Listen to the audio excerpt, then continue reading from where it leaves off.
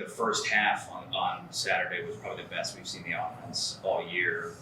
One, do you agree with that? And two, just how do you keep that, coming?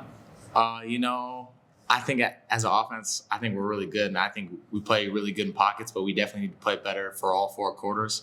So I'm not going to say that was like the best we've played because I know we can play better. So just going to go off of that. But I think, having Kakoa back there and just getting all the guys back, like I think we're going to have a good week. Just keep attacking the week, keep getting better each and every practice.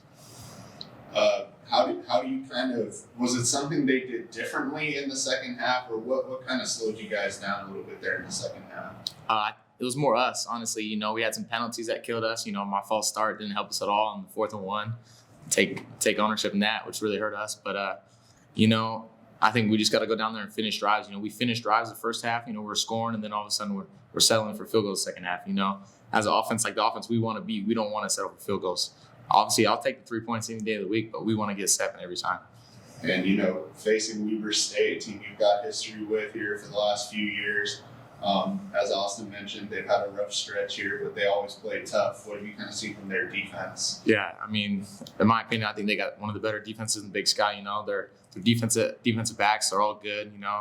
Winston, the linebacker, he's a dog. So I'm excited just to play against him. It's just a challenge for us.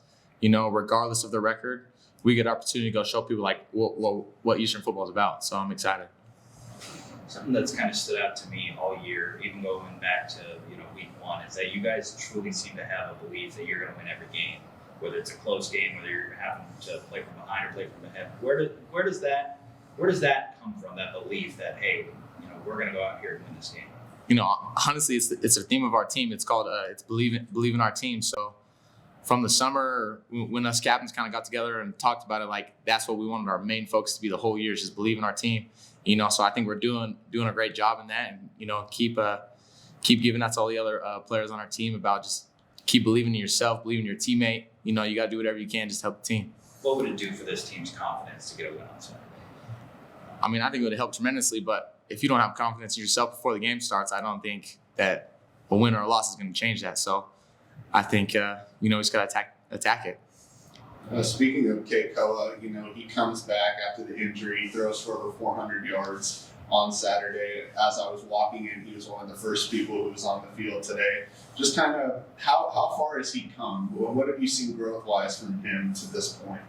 Yeah, I think Kakoa coming in, he got to learn from some of the best quarterbacks that play here. He got to see a little bit of what EB did, a little bit of what Gunner did. And he got to take both of those guys and kind of put them into himself. So obviously he didn't get to play right away like he wanted to, but the growth he had is tremendous. He came.